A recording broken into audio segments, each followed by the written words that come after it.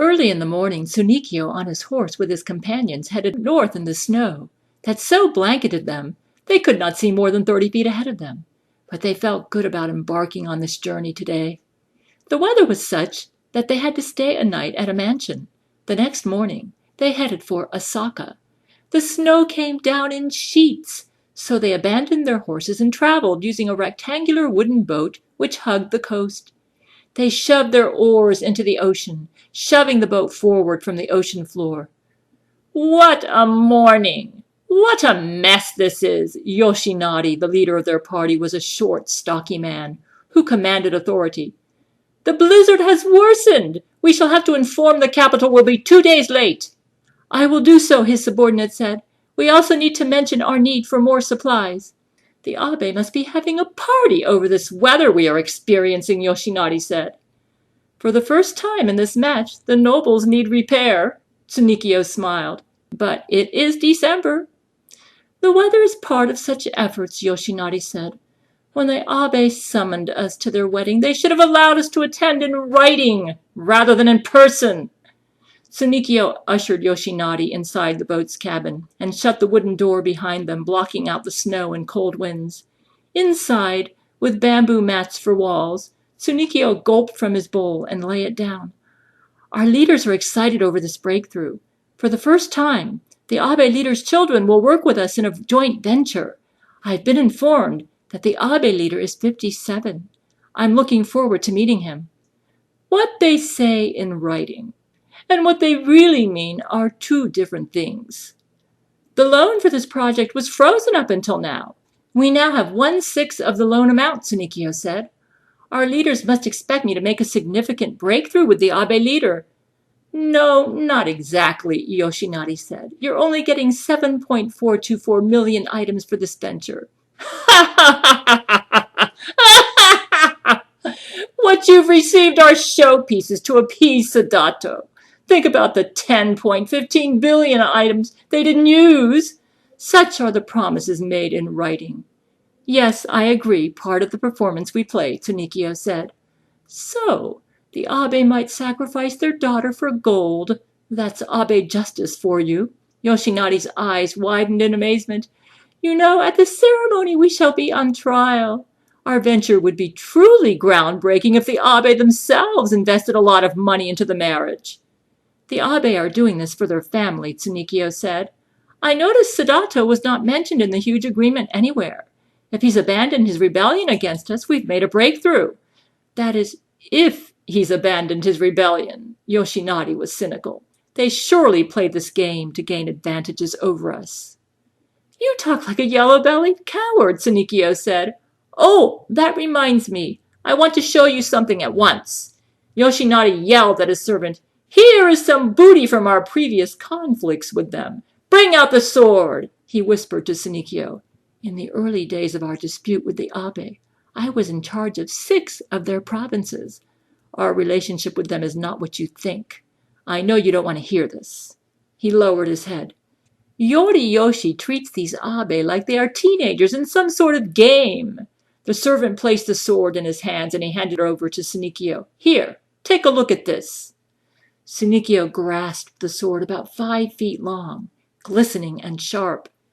"Why don't you add this to all the decorations you will hang on your wall?" Yoshinari said with a straight face. Tsunikyo pulled it out of its sheath and held it up high, admiring it.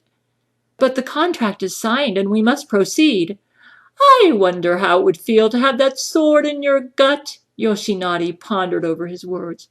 "So, while you are enjoying your ceremony with the Abe, I wonder why they designed a sword like this?" Yoshinari and his companions laughed.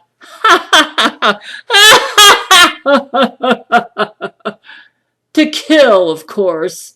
Tsunikyo stared at the length and strength of the sword and lost his smile. From land came a canoe with those inside waving flame torches in the night, signaling that Tsunikyo's party had finally reached their destination. Those on board Tsunikyo's boat waved the flame torches in return to acknowledge the coming canoe. Yoshinari emerged from his cabin and faced the dreary night, with snow still falling on his face. "We've made contact with the Abe," the subordinate said to Yoshinari. And a messenger from the capital is part of the greeting party. How auspicious. 6 party talks, using Nadahira to report on our progress to the capital. Yoshinari seemed unimpressed. Nadahira and his companion in the approaching canoe bowed their heads before Yoshinari. Yoshinari's ship got so close to land that it was said that crabs from Osaka could have climbed on board. They dropped anchor, and Yoshinari removed his cloak, ready to go down the planks to meet the Abe party waiting for him. It appeared that all Abe leaders from every Abe district was there. Tsunikyo held his leader's arms, guiding him down the planks, but Yoshinari yanked him off. It's okay. A scowl and disdain covered his face. He walked with dignity, without assistance, to the Abe who greeted him. Tsunikyo and his party bowed slightly to Abe Suburo, the Abe's spokesperson, to show respect. The greeting Abe formed a procession, with each person holding a flame torch to the ground, or a sword, forming a lane of greeting for the arriving party to walk through in the night. Nadahira made the introductions. This is Abe Suburo. The imperial family has assigned me the job of making introductions and translation. Abe Suburo broke out into a wide grin and bowed with cheerfulness to Yoshinari. This is an auspicious moment. We all came out here to greet you first before the ceremonies. All Abe are united in our support for this venture. Is that so? Yoshinari said. And where is General Sabato? Does he feel as you all do? Yes, Saburo said. He supports this venture. Now we must go tired to our destination. No, there is too much snow for this. Yoshinari looked up at the snow falling on his face, bored. The snow migrates over us like storks, Nadahira said. Tsunikyo stepped forward to introduce himself. This is Fujiwara no Tsunikyo, Ambassador Nadahira said to Abe Suburo. I'll be living at Oshu, Tsunikyo said to the Abe spokesperson Saburo. It's as if we've discovered the treasure chest in you, Abe Saburo had a warm smile. The comment embarrassed Tsunikyo. Yes, as a result of significant progress in our talks. It's amazing how money has enabled this first venture between us, the Ambassador Nadahira joked. May we have many more. Abe Saburo laughed in delight at the joke.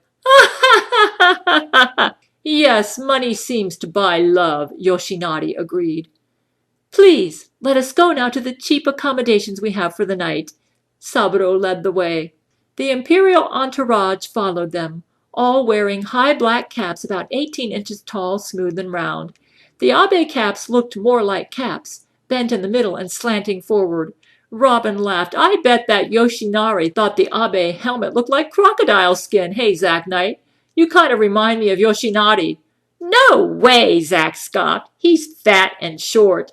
His physical appearance is a symbol of his heart, of what drives him to be the man he is. The writer makes him look that way, to use his outward appearance as a symbol, Robin smiled. What makes him laugh, or what he thinks is funny, reveals his heart. Once inside the building and out of the cold, beautiful Abe women with white faces and brilliant black eyes gushed attention on the imperial leader Yoshinari, showering him with cups of warm tea and caresses. Their feet in white socks creaked on the wood floor as they scampered about him. They offered tea and food to all the imperial visitors. With riches as a mutual goal, we all seem interested in peaceful relations, Yoshinari said. That is why such a crowd has appeared.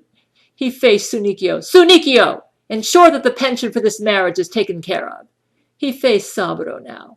It is rare to be able to focus on the cold practicalities of this transaction while drowned with such attention.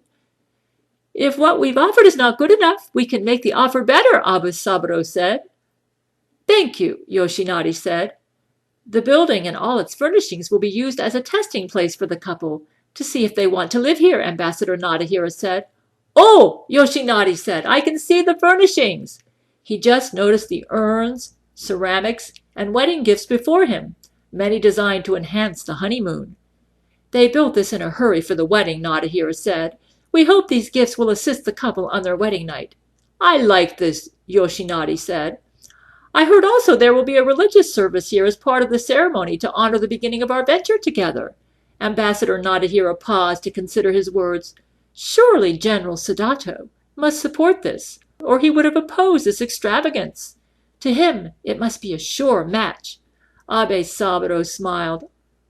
Also, when the couple have had their night, all the servants who attended them are theirs to keep. If we can agree on an amount, and if the terms are acceptable to all parties, we must first ensure we get the necessary consent to move this marriage forward, Yoshinari said. We're acting as though the marriage has already taken place.